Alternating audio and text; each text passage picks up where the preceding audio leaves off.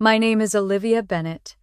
I am 27 years old, and there are nights when I still wake up with the sound of that Christmas echoing in my ears. It was 2024 inches Chicago snow, drifting outside while the smell of ham and cinnamon filled my parents' house. Relatives laughed, glasses clinked, and yet, through it all, my name was never spoken.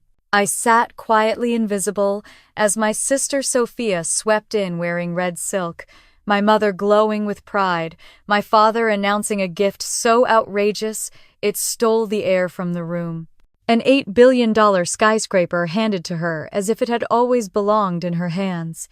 Everyone applauded, everyone admired while I clenched a warm glass of water, feeling myself vanish. But then, just when they thought the celebration was theirs alone, a voice cut through the noise and turned the night upside down. Have you ever been so erased by your own family that you wondered if you even mattered? Stay with me, because the truth that followed will change everything you think you know about loyalty, inheritance, and revenge. Let me take you back to where it began.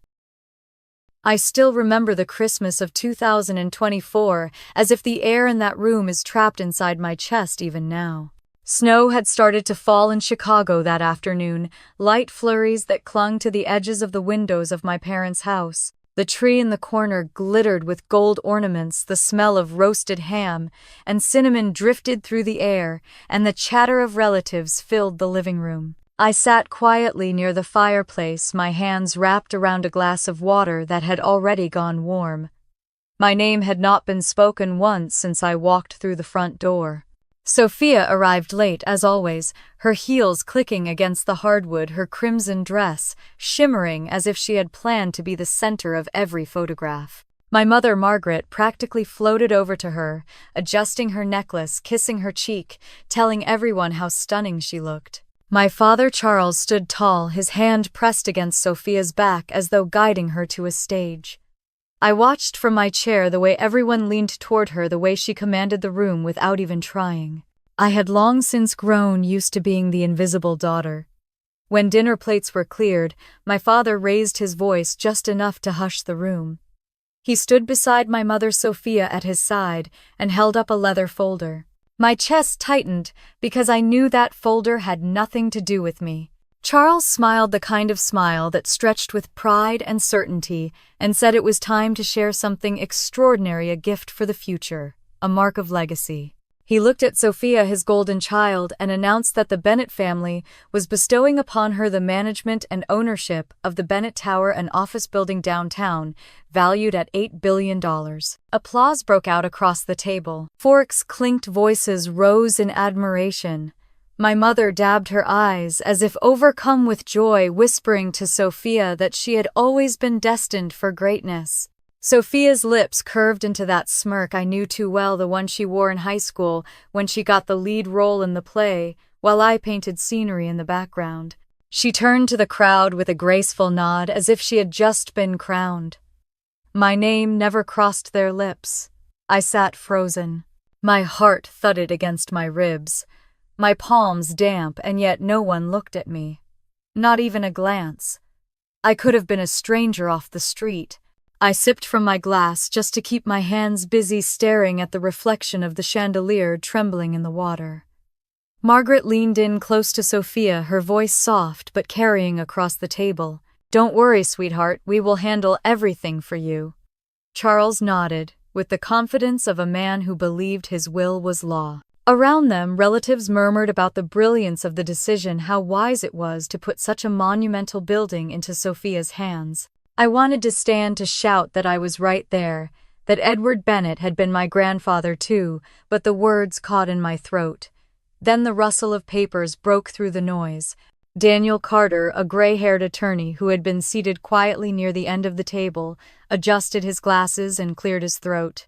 The room fell silent, the kind of silence that comes when everyone realizes formality is about to begin. Daniel tapped the folder lightly, asking if he might read the document in its entirety to ensure clarity. My father waved his hand as though it were a trivial detail, but Daniel insisted, his tone firm. I shifted in my chair, my pulse quickening. For the first time all evening, someone outside myself acknowledged there was more to the story. Daniel unfolded the papers slowly, his voice steady, his eyes flicking over the words. I could see from where I sat that there were more pages than my parents had shown. Sophia's smile faltered just slightly, her eyes narrowing at the sight. My breath caught. Something told me that this night, this charade of celebration, was not finished. And that was where the ground beneath all of us began to shift. I used to believe Christmas was supposed to be about warmth and belonging, but in our house it was always a showcase. The memory that comes back most clearly is one December evening when I was 12. The snow outside had piled high along the sidewalks in our neighborhood on the north side of Chicago, and the glow of lights from the living room spilled onto the street as if announcing perfection to the world. Inside, my mother fussed with every detail, making sure the silverware gleamed, making sure Sophia's curls were pinned, just so as though the holiday itself depended on her being flawless. That year, Sophia was 15. She came down the staircase with the kind of grace you only see in girls who know they are adored. My father clapped his hands together, pride shining in his eyes, and when the time came for gifts, a brand new mountain bike stood wrapped in a bow near the tree. Sophia squealed, ran to hug him, and Margaret brushed away tears as though watching a dream unfold. My name wasn't called until much later.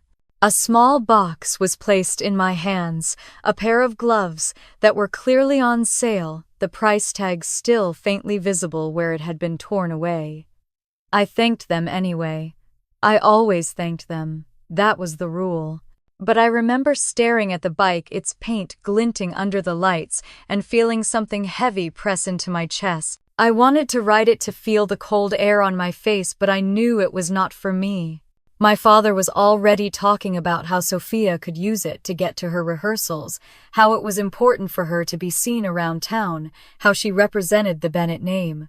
Later that evening, after the relatives had left and the dishes were stacked in the sink, I sat by the tree while Sophia circled the living room with her bike, too excited to wait until morning.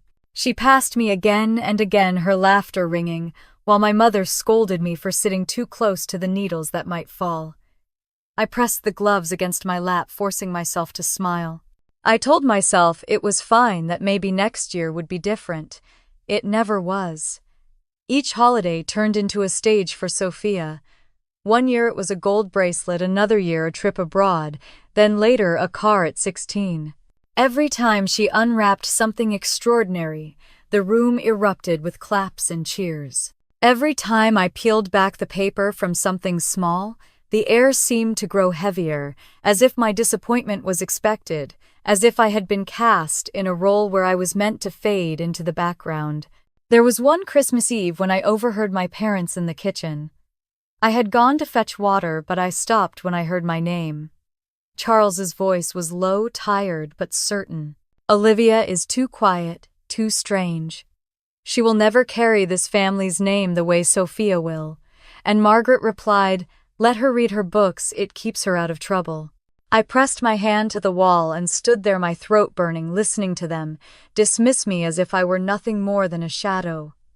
The next day, when gifts were exchanged, I smiled wider than ever. I acted as though I did not hear.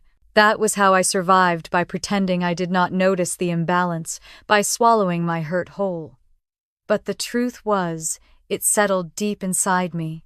When Sophia stood with her trophies from school plays and my parents clapped until their hands were red, I learned to clap too.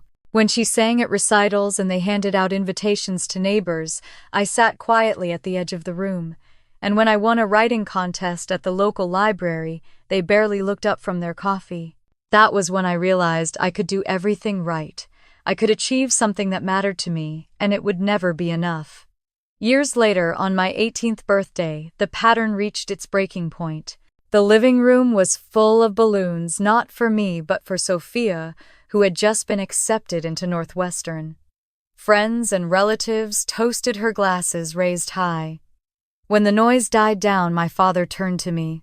His smile faded, his tone sharpened. "It is time you learned to stand on your own. You are 18 now. You cannot stay here."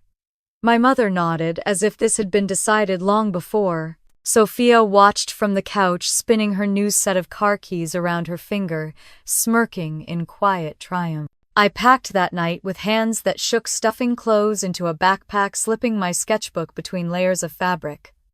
I walked out the front door, and the cold air hit me harder than I expected. I sat in the back seat of my old car, staring at the roof while frost crept across the windshield. Behind me, the lights of the Bennett house glowed as though nothing had changed. But for me, everything had. In the years that followed, I worked jobs that barely paid the rent. I kept to myself. I bought groceries with cash tips from waiting tables, studied late at night, learned how to survive with very little. Sophia's life bloomed across social media, her vacations, her shopping bags, her glittering circle of friends. I saw it all from the small glow of my phone screen, always alone in my one-room apartment. Yet, in those quiet years, I learned something valuable. I learned that silence can be armor. I learned that when you are ignored long enough, you either break or you harden. And I chose to harden. That is why sitting at the Christmas table in 2024, being overlooked, once again felt strangely familiar. It was not new. The pain was old, well-worn, like a song I had heard all my life. But as Daniel Carter held those extra pages in his hand, as I saw the confusion flicker across Sophia's perfect smile, something different stirred in me. For the first time, I sensed that the story I had been cast into might be about to change. My grandfather, Edward Bennett, was the only person who ever made me feel seen. In a house where every word seemed to circle around Sophia, his presence was like a quiet anchor. He was not loud, not the type to make grand speeches at family gatherings, but when he looked at me, his eyes softened in a way that told me he knew. After I left home at 18, I found myself drifting from one job to the next. Sometimes waitressing late into the night. Sometimes folding clothes in department stores. I never told my parents where I was or asked for help. It was Edward who checked on me. On Saturday mornings, he would show up outside my rundown apartment in his old Buick, knocking softly on the door with a bag of groceries in his arms. I never had to ask how he knew where I lived. He simply did, and he never made me explain. He would sit at my tiny kitchen table, the chair too big for the cramped space, sipping coffee out of a chipped mug. He would ask about my classes, about whether I was writing, and when I shrugged or said I was too tired, he would pat my hand. "You are stronger than you think, Olivia." That was his favorite line. One winter, when the heater in my car died, I tried to hide it from him. I did not want him worrying. But one evening, when I stopped by his house, he tossed a set of keys on the counter. "Take the sedan in the garage," he said simply. I protested, told him I could not accept it, but he waved me off. "It is an old car, it needs to be driven." And that was that. His house smelled of cedar and old books. He had a study lined with shelves that reached the ceiling, filled with files, ledgers, and history books. I would sometimes sit cross-legged on the floor while he worked at his desk, writing notes in his steady script. He never told me exactly what he was planning, but I sensed he carried a kind of weight, something bigger than just bills or errands. When my 21st birthday arrived, I did not plan a celebration. I had no friends close enough to throw a party, and I did not expect a call from my parents. Edward called me that afternoon and asked me to come by for dinner. He made roast chicken and mashed potatoes, simple food that smelled like home. Afterward, he handed me a small envelope. "One day this will matter," he said. "Not today. Not tomorrow. But someday." I turned it over in my hands, nervous, but he did not push me to open it. He only smiled, his eyes crinkling the way they always did when he wanted me to trust him. I tucked it away in my bag and promised I would keep it safe. In the years that followed, I rarely thought of that envelope. It stayed at the back of a drawer, gathering dust with old receipts and notebooks. Life was too busy with bills and late shifts to dwell on mysteries. But I never threw it away. Something in me knew it was meant to wait. When Edward passed away in the fall of 2023, the grief knocked the air out of me. I had visited him at the hospital in those final weeks, holding his hand, listening to the machines hum around him. He still tried to smile, still whispered that same line, "You are stronger than you think." I squeezed his hand and whispered back that I would try. The day of his funeral, Sophia cried the loudest, draped in black silk as if the world had ended for her. My parents stood at the front, shaking hands, thanking everyone for coming. I stood quietly in the back pew, my hands folded, feeling a silence inside me that words could not touch. I knew Edward had loved me, but I did not expect anything beyond that. His presence had been the gift. And yet, even then, something inside me stirred when I noticed Daniel Carter sitting with a leather briefcase near the family row. He caught my eye once and gave a nod that felt heavier than a simple condolence. I thought little of it at the time. Only later would I understand. Looking back now, I realize Edward had been preparing me all along. The groceries, the car, the small acts of kindness were not just gestures of love. They were lessons in survival, reminders that I was not invisible, even when my own parents treated me that way. And that envelope tucked away for years was his final whisper across time. At the Christmas table in 2024, while Sophia basked in applause and my parents glowed with pride, the memory of Edward's voice returned to me with startling clarity. "You are stronger than you think." I touched my wrist under the table, grounding myself, and for the first time in years, I felt the faint pulse of something I had long buried.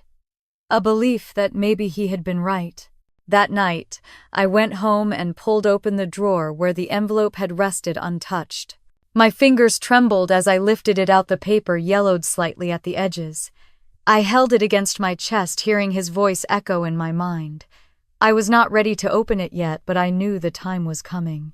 And I knew that whatever he had left for me inside those folded sheets would matter more than I could possibly imagine. Daniel's voice carried through the room with a calm authority that made every fork stop midair. He adjusted his glasses, turned a page in the folder, and began to read aloud. What he held was not just a ceremonial announcement, but the actual legal document drawn up by my grandfather. The wording was precise, notarized, and impossible to mistake. The Bennett Tower, valued at approximately $8 billion, is to be placed under the sole ownership of my granddaughter, Olivia Bennett. The words rang in my ears like church bells, sharp and undeniable. For a moment, silence blanketed the room. My mother's smile froze her lips, trembling though she tried to hold them in place. My father blinked once, twice, as though the sentence had been spoken in a foreign language. Sophia's smirk cracked her hand, tightening on the stem of her champagne glass until I thought it might snap. I felt the eyes of the entire family shift toward me. Cousins, uncles, even distant relatives who had come for the free food stared in shock. I did not move. My pulse was racing, but outwardly I stayed still, gripping the edge of my chair. Sophia was the first to recover. "That has to be a mistake." Her voice pitched higher, breaking slightly. She looked at my parents, waiting for them to correct it. My mother leaned forward, her pearls catching the light, her tone sugary but strained. "Daniel, surely you mean Sophia. Everyone knows she was meant to inherit the tower." Daniel cleared his throat, unshaken. "The document is explicit. Ownership belongs solely to Olivia Bennett, with no oversight, no trustees, and no conditions." The air snapped with tension. My father's jaw hardened, his hand curling into a fist against the tablecloth. "That building is the cornerstone of this family's reputation." He glanced at me as if I were a child playing dress up. "Olivia has no experience. She could not possibly handle it." A murmur spread across the relatives. Some nodded in sympathy with my parents, others exchanged uneasy looks. I sat there, heat rushing to my face, but I said nothing. Years of being silenced had taught me how to endure these moments, though inside I wanted to scream that it was mine, that he had chosen me. Sophia pushed back her chair, standing tall. "I will not accept this. Grandfather promised me. He said it himself." She turned on Daniel, her eyes blazing. "Read it again." Daniel calmly repeated the clause, his tone firm, his gaze unwavering. "There is no ambiguity. Edward Bennett was clear in his intentions. My mother placed a hand over Sophia's, her nails digging lightly into her daughter's skin as if grounding her. "Do not worry, sweetheart, we will sort this out." She turned to me, her voice dripping with false warmth. "Olivia, darling, you know this is far too much for you. Let us help manage it." My stomach tightened at her words, a memory flashing of that night when they sent me out at 18 telling me I would never survive alone. Now here she was pretending to protect me when what she wanted was control. The room grew louder, voices, overlapping questions flying. How could Edward have done this? What was he thinking? Was it legal? Through it all, I sat quietly, my fingers pressed into my palms. Finally, my father slammed his hand down. "Enough," his voice boomed, silencing everyone. "We will challenge this. We will not let a mistake ruin what we have built." His words stung. Not what Edward had built, not what his father had left, but what he and Margaret believed belonged to them by right. Sophia lowered herself back into her seat, her jaw clenched, her eyes flicking to me with a glare sharp enough to cut. Daniel closed the folder with deliberate care. "My role tonight is only to present the document," he said evenly. "Further questions will have to be handled through the court if you wish to contest it." The mention of court sent another wave through the room. My mother's lips thinned. My father leaned back, already calculating. Sophia bit her lip hard enough to leave a mark. I stared at the flickering candles in the center of the table, letting the chatter swirl around me. For years I had been invisible in this house, the quiet one no one acknowledged. Now all at once every eye was fixed on me, not with love but with hunger. Inside I felt a spark, small but fierce, the kind of fire I thought had gone out long ago.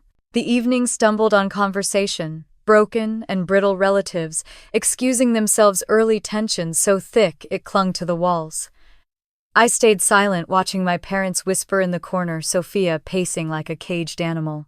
When I finally stepped out into the night air, the snow had stopped leaving the streets, slick and quiet. I pulled my coat tighter and breathed in the cold, the sound of their voices still ringing in my ears. Something had shifted and nothing would ever be the same. The morning after Christmas, my phone lit up with messages before I had even made coffee. My mother's name appeared again and again, her words sugary but insistent. "Olivia, sweetheart, this responsibility is enormous. Let us handle the details for you. Your father and I have the experience. It will be smoother for everyone." A second text followed before I could even finish reading the first. "Think carefully before you make rash choices. We know what is best." I set the phone face down on the counter and tried to steady my breathing. The apartment was quiet, the kind of stillness that normally comforted me, but that day it felt suffocating. I left the phone buzzing and stepped outside, crunching across the icy sidewalk toward the corner cafe. I had barely taken my first sip of coffee when a sharp knock rattled my apartment door that afternoon. When I opened it, Sophia stood there in a sleek wool coat, her smile tight and condescending. She stepped past me without asking, her heels clicking against the worn hardwood. "Cute little place," she said, her eyes sweeping over the mismatched furniture. "But let's be honest, Olivia, an $8 billion tower and you are living here. Embarrassing." I folded my arms. "What do you want?" She settled into my couch like she owned it. "I am here to make sure you do not humiliate yourself. Dad knows investments. Mom knows people. I have vision. Together we could take the tower to new heights, but only if you stop being stubborn." Her words sliced into me, echoes of every insult I had heard growing up. I kept my voice steady, though my hands trembled at my sides. "Grandfather left it to me. Not you. Not them. Me." For the first time since she had walked in, Sophia's smirk faltered. She masked it quickly with a laugh, but I had seen it, that flicker of unease. "You really think you can handle this alone? Be smart, Olivia. Hand it over before you drown." I pointed to the door. Conversation over. When the door finally closed behind her, I slid down against it, pressing my forehead to my knees. My body shook, not from fear, but from a rising determination I had not felt in years. The next evening, my mother appeared without warning. She breezed in with the same air of ownership she had always carried, setting her leather purse on my table as if she lived there. "Darling, you have always been too sensitive," she cooed, smoothing her skirt. "This money could ruin you. Let us shoulder the burden. Think of it as a family effort." I looked at her hands resting on mine, her nails pressing lightly into my skin the way they had in the courtroom, the same gesture she used when she wanted to keep me in place. I remembered the night she stood smiling as my father told me to leave at 18. The memory tightened my throat. Her voice grew firmer, though her face never lost its softness. "Grandpa would want us all to benefit." That word again. Benefit. Not protect. Not support. Benefit. I pulled my hands back. I told her the truth plainly. He left it to me. She stiffened, her eyes flashing with a warning, then rose to leave. After she was gone, silence filled the room again, but this time it pressed heavier than before. For a moment, I felt doubt creep in. Maybe they were right. Maybe I was in over my head. What if I failed? What if I proved them correct?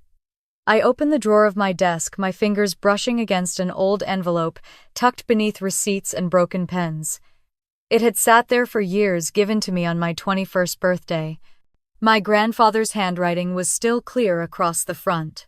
I slid it open with trembling hands and unfolded the letter.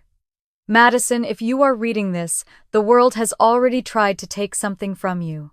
Do not let them. You are stronger than you know, and one day you will have to prove it. When that time comes, do not shrink back. Stand tall. They can only steal from you if you hand it to them." Tears blurred my eyes.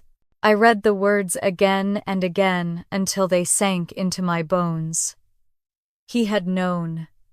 He had seen through them long before I ever did, and he had trusted me, not them, to rise above.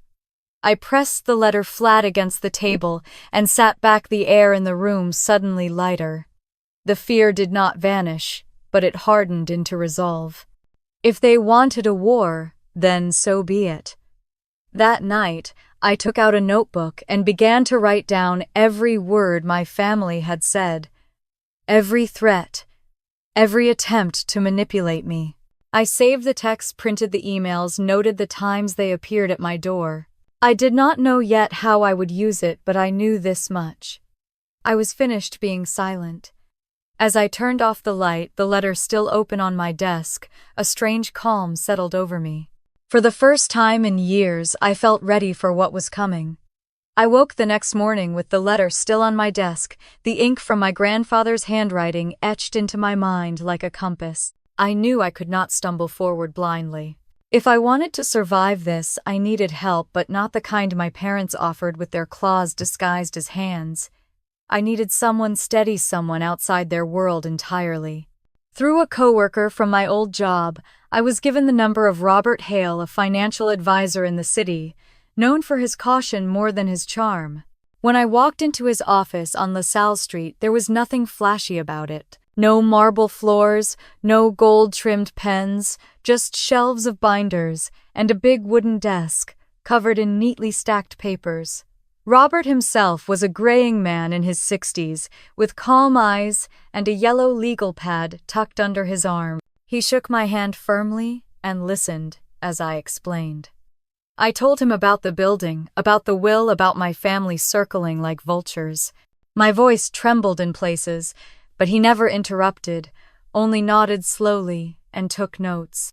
When I finished, he asked me one question. "What do you want this building to mean for you?" The question startled me. I expected numbers, budgets, strategies. Instead, I found myself saying the first thing that came to mind.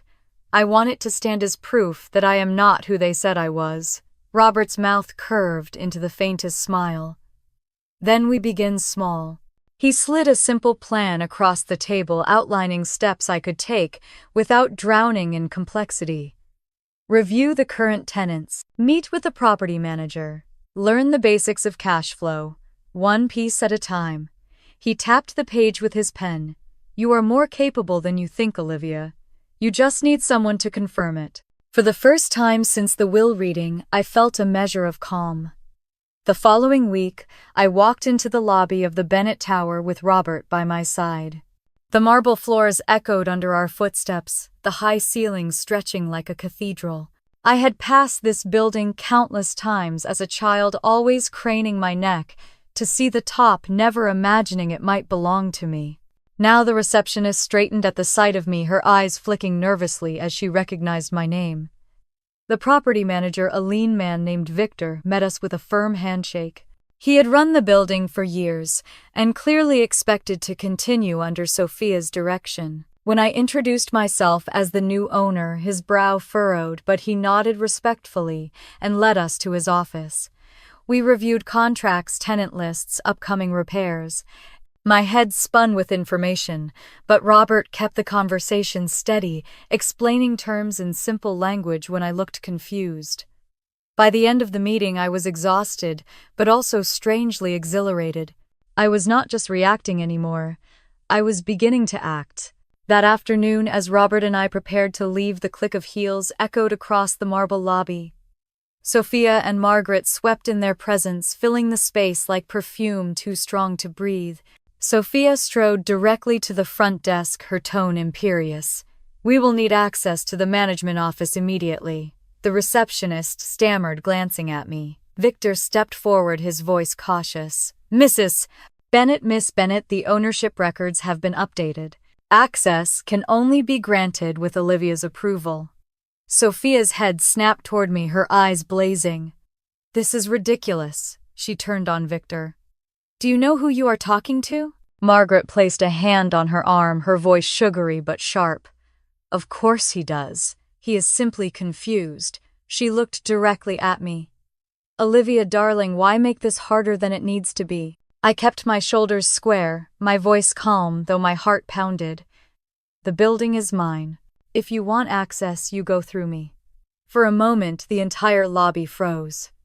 Tenants waiting by the elevators stared openly. The receptionist clutched her pen like a lifeline. Sophia's face flushed crimson. She stepped closer, her words a hiss. "You think this is over. You are not strong enough to hold it." I held her gaze. "Maybe not. But I will learn." Her hand twitched as though she might strike me, but Margaret gripped her arm and steered her toward the door. The click of their heels faded, leaving a silence that seemed to vibrate against the marble walls. Robert touched my shoulder lightly. "That was important. You drew a line." I exhaled slowly, realizing my hands were trembling. But beneath the adrenaline was a flicker of something new. For the first time in years, I had not let them decide for me. That night, back in my apartment, I opened my notebook again. I added today's confrontation to the list, every word they had spoken in the lobby, every witness who had stood there to hear it. The record was growing, a shield I could build piece by piece. I set down my pen, the letter from my grandfather still resting on the desk beside me, and stared out the window at the city lights. My parents and Sophia would not stop. I knew that now. But I was no longer the girl they dismissed at the dinner table. And as the snow began to fall again over Chicago, I felt the weight of what was coming press against me like a storm gathering on the horizon. It was late on a Thursday evening when my phone buzzed with a name I had not seen in years. Emily Johnson.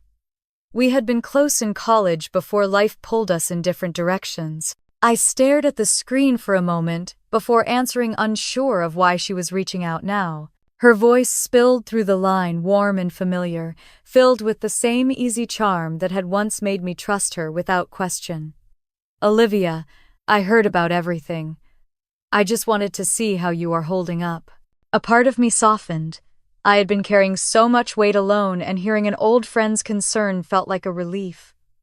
We made plans to meet at a small Italian place downtown, the kind we used to visit after classes. When I walked in, Emily waved from a booth near the back, her blonde hair pulled into a sleek bun. Her smile as wide as ever.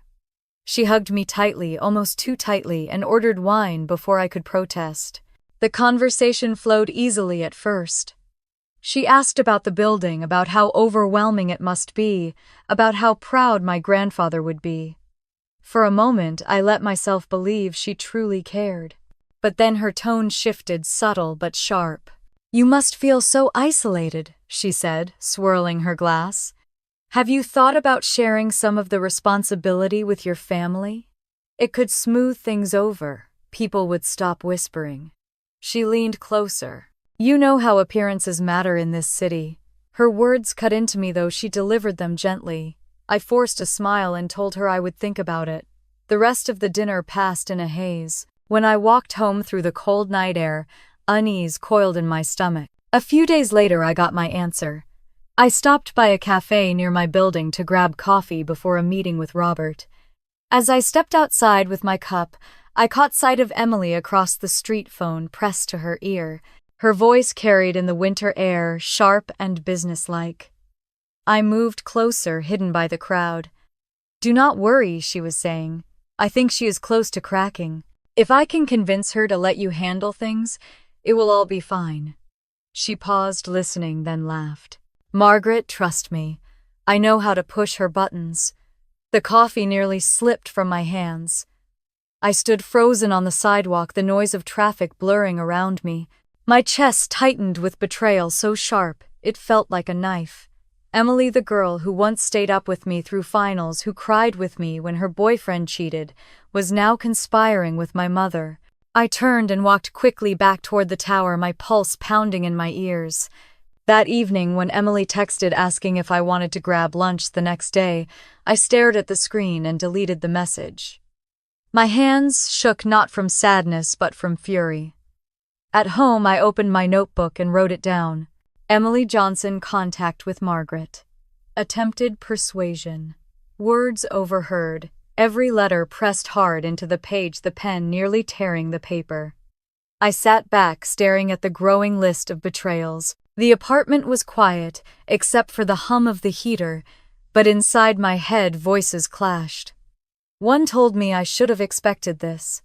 Another reminded me of the way Emily had once been my friend, but louder than both was the echo of my grandfather's words. "They can only steal from you if you hand it to them." That night I locked the front door twice, drew the curtains, and sat in the glow of the desk lamp reading his letter again. The words steadied me. The pain of Emily's betrayal settled into something heavier, but also clearer. I could no longer afford to let nostalgia cloud my vision. I looked at the page in my notebook, the neat rows of evidence I was building. Each entry was a weapon, and Emily had just handed me another. The next morning, the sun rose pale and cold over the skyline. I poured myself a cup of coffee, set the letter back in its envelope, and told myself the truth out loud. I was on my own now, and that was exactly how it had to be. The whispers started small, like smoke curling under a door, and soon enough they filled every corner of my neighborhood. At the grocery store, I caught women in the produce aisle lowering their voices as I walked past. Must be nice living off an old man's fortune. At the gas station, I felt eyes on my back and heard someone mutter that I had stolen from my sister.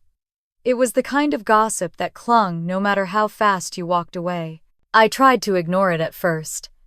I told myself it was only noise, that the people repeating those stories had never cared about me in the first place. But then it reached people I had known for years. A neighbor who once waved every morning now crossed the street instead of greeting me. Friends I had shared long nights studying with stopped returning my calls. Invitations that used to appear on my phone dried up. One Saturday morning, I drove to the community center to drop off a donation for the food bank, something my grandfather had always supported. As I carried the boxes in, I noticed a group of women from my mother's social circle clustered near the entrance. Karen Miller, who had once pinched my cheeks when I was little, looked me up and down with open disdain. "Well, if it isn't the heiress." Her words dripped with sarcasm. The other women chuckled. One whispered just loud enough for me to hear. "Took everything from Sophia and calls it charity." I set the boxes down harder than I meant, to the sound echoing in the hall. My face burned, but I forced myself to straighten. "Thank you for your support," I said evenly, then walked out before my voice could crack. That night, I found myself scrolling aimlessly through my phone until a headline froze me in place. "Local hair sparks controversy. Over Bennett Tower. The article was written by Thomas Reed, a reporter from the Chicago Tribune who had known my parents for years. His words painted a picture of Sophia as the rightful heir, beloved and prepared, while I was cast as the undeserving younger sister who had somehow manipulated the will. There was a photo of Sophia smiling outside the courthouse, her coat immaculate, her eyes cast downward as if she carried unbearable sorrow. The caption read, "Sophia Bennett, who many in the community believe was promised." The Bennett Tower declined to comment on her sister's sudden claim. I stared at the screen until the letters blurred. My chest felt tight, each breath shallow. I wanted to call the paper to demand a correction, but I knew better. The truth was not what people wanted. They wanted a story that fit their assumptions, and in their eyes I had become the villain. I pushed the phone aside and opened my grandfather's letter again. The words steadied me, but the hurt lingered. I thought about how quickly people turned, how easily they believed lies when they came wrapped in my parents' voices. It felt like drowning no matter which way I swam. The next morning Robert called. He had seen the article too. His voice was steady, but I heard the edge of anger beneath it. "Do not let them control the narrative, Olivia. This is a smear campaign. They are trying to isolate you so you make a mistake." I pressed the phone against my ear, fighting tears. "It is working. Everyone looks at me like I am a thief." "Then let them look," he said firmly. "Let them talk. At the end of the day, the documents are what matter. The law is what matters, not gossip." I nodded, even though he could not see me. His words were solid ground under my feet, but I still felt the sting of humiliation. Later that week, as I walked into the lobby of the tower, a tenant stopped me. She was a middle-aged woman in a navy blazer, carrying files under her arm. "Miss Bennett," she said cautiously, "is it true what they are saying? Did your grandfather really leave this building to you?" Her eyes searched mine, waiting for hesitation. I lifted my chin and met her gaze. "Yes, he left it to me. That is the truth." She studied me for a long moment, then gave a small nod. "Good. I just wanted to hear it from you." She walked away, leaving me with my heart pounding and my hands shaking. It struck me then how fragile truth could feel when surrounded by lies. That evening, I sat at my kitchen table, the newspaper folded beside me, the letter from my grandfather resting on top of it. I traced his handwriting with my fingertip and whispered the words to myself. "Stand tall." Outside, the city lights flickered across the snow.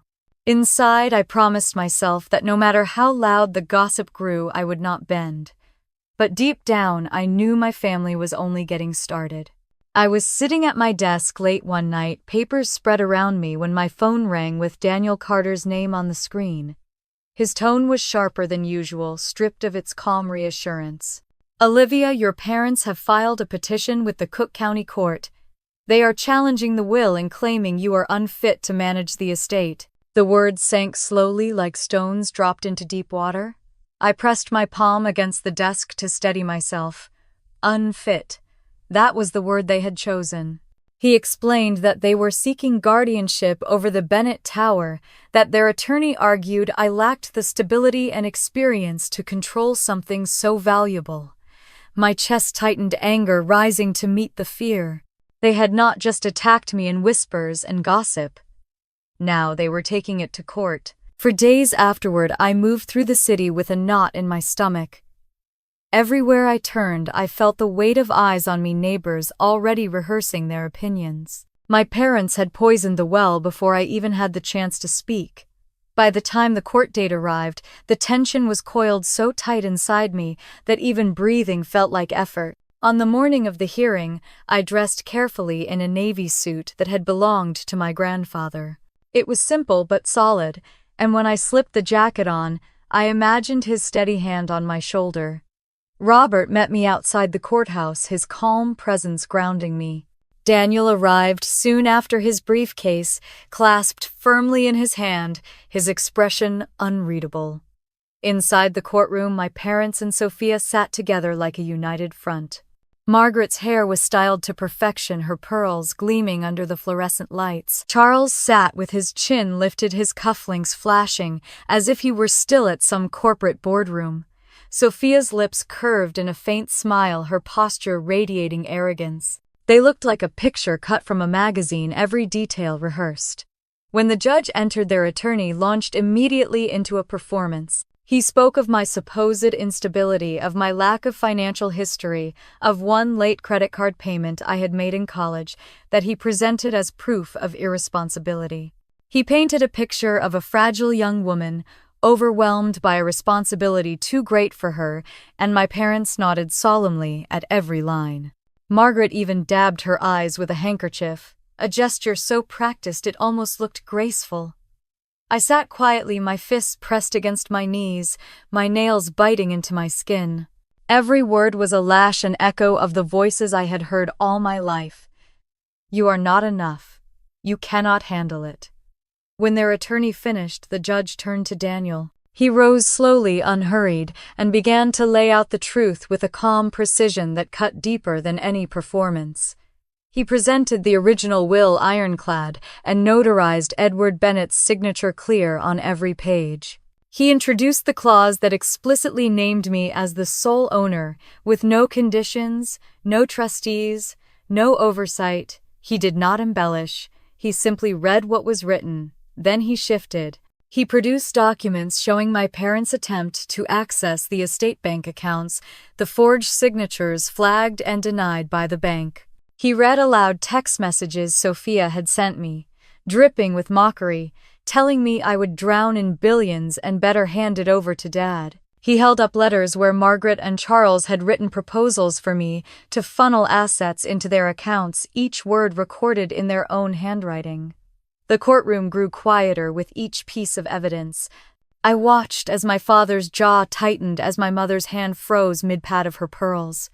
Sophia's eyes darted toward the floor, her lips pressed tight. Finally, Daniel reached into his briefcase and pulled out a worn leather notebook. This, he said, was entrusted to me by Edward Bennett himself. Inside are his handwritten notes, his concerns, his foresight. He flipped to the final page, his voice steady as he read. If they attempt to take what is not theirs, it will be proof enough of why I chose Olivia. She has endured their cruelty, risen above their neglect, and proven stronger than they ever imagined. My estate is hers alone, not to be shared with those who cast her out. The words hung in the air like a verdict before the verdict. My throat tightened, tears stinging my eyes, but I did not let them fall. Across the aisle, Margaret's face went pale. Charles's fists clenched against the table, Sophia's cheeks flushed red. The judge leaned forward, her expression unreadable. For a long moment, the silence pressed against us all. Then she said we would reconvene, after a short recess, her gavel striking with a sharp crack that echoed in my bones. As the courtroom emptied into the hallway, I felt my knees tremble. Daniel placed a hand lightly on my arm, his voice low. We are holding the stronger hand, Olivia. Do not forget that. I nodded, swallowing hard, but inside me the storm only grew. I could see my parents ahead, whispering furiously with their attorney, Sophia clutching her phone like a weapon. They were not done. They would never be done. And I knew that when we stepped back inside, the battle would only sharpen. When the recess ended, and we filed back into the courtroom, the air felt heavier, as if the walls themselves knew what was at stake. I kept my head high, but inside my stomach churned. I sat down, smoothing my skirt with trembling hands, and caught a glimpse of Sophia across the aisle. She leaned close to my mother, whispering something that made Margaret's lips tighten into a thin smile.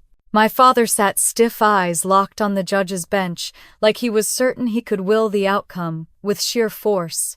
The judge called us back to order, her gavel sharp against the wood.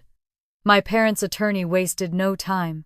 He rose quickly, striding into the center of the room with a performance that seemed rehearsed down to every pause. Your Honor, while we acknowledge the language of the will, we must also consider the competency of the heir. Miss Bennett has no track record of financial responsibility. She has lived in a modest rental, never managed a significant asset, and has a documented history of poor decision-making. He held up a paper for dramatic effect. In 2019, she maxed out a credit card and took nearly 2 years to pay it off. This, Your Honor, is the woman entrusted with an $8 billion empire. Murmurs rippled through the courtroom. Sophia tilted her head with mock sympathy, her lips curving in a smile just wide enough for me to see. Margaret dabbed her eyes delicately with her handkerchief. The perfect picture of maternal concern. My father remained still, his expression carved from stone, but his eyes flickered toward me with cold satisfaction. Heat spread across my cheeks, shame mingling with rage. They had always done this, dug up the smallest mistakes, magnified them until I looked like a failure. For a moment I feared the judge might see me through their eyes. Then Daniel rose, his movements, measured, his voice calm but commanding.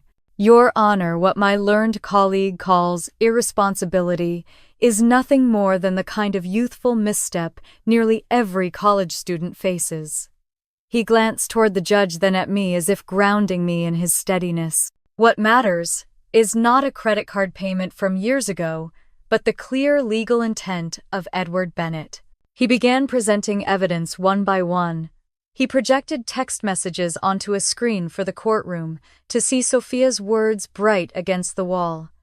You will drown in billions, Maddie. Better hand it to Dad. A collective gasp moved through the gallery. He laid out letters written by my parents, suggesting I redirect portions of the estate into their accounts, each signed in their own handwriting. He introduced documentation from the bank showing their failed attempt to withdraw funds using forged authorization. Every piece landed like a hammer. My parents shifted uncomfortably. Margaret's face flushed, her hand trembling against her pearls. Charles's jaw clenched so tight I thought his teeth might crack. Sophia looked down at her lap, her phone slipping in her hand as the screen displayed her own words for all to see. Finally, Daniel lifted the worn leather notebook. This, he said, belonged to Edward Bennett. His notes detail his concerns about potential interference from family members. He opened to the last page and read aloud. If they attempt to take what is not theirs, it will be proof enough of why I chose Olivia. She has endured their cruelty and proven her strength. My estate is hers alone. The courtroom fell silent, except for the faint scratch of pens from reporters in the back row. I swallowed hard, blinking against the sting of tears, but held myself steady. It felt as though my grandfather was in the room, his voice carried through Daniel, cutting through every lie. The judge leaned forward, her eyes scanning first me, then my parents, then Sophia. The silence stretched heavy and final, as if she were weighing not just documents but decades of family rot laid bare in front of her. Before she spoke, I caught the sight of Sophia twisting her hands together, Margaret whispering frantically in Charles's ear. Their united front was cracking, the polish slipping away. The gavel struck once more, and I drew in a breath, bracing for what would come next. The judge's voice was clear and final as it echoed through the chamber. The petition is denied. The Bennett Tower and all associated assets remain under the sole control of Olivia Bennett. Any further attempts to interfere with the explicit wishes of the deceased will not be tolerated by this court. This matter is closed. For a moment, time seemed to stop. The sound of the gavel striking reverberated through my chest like a drumbeat. I sat frozen, my hands gripping the edge of the table until the realization sank in. It was over. The law had spoken. My grandfather's voice carried through every page of his will had been honored. Across the aisle, my mother's hand fell limply into her lap. Her carefully painted smile dissolved into a tremor, her pearl necklace shifting as her chest rose and fell in uneven breaths. My father's jaw twitched, a vein bulging at his temple as he clenched his fists against the polished wood. Sophia shot to her feet, her face red and twisted, and shouted loud enough for the whole room to hear. This is not fair. She was supposed to give it to me. It was mine. The gallery erupted in murmurs. Reporters scribbled furiously. The judge banged the gavel again, warning her to sit down, but Sophia's voice rose higher. You cannot do this. You cannot give her everything. Margaret tried to pull her back into her chair, whispering through gritted teeth, but Sophia shoved her hand away. Her outburst filled the room until finally the bailiff moved toward her. Only then did she collapse back into her seat, breathing hard, her eyes glassy with rage. I sat still, every muscle taut, watching the family that had once cast me aside unravel in front of an audience.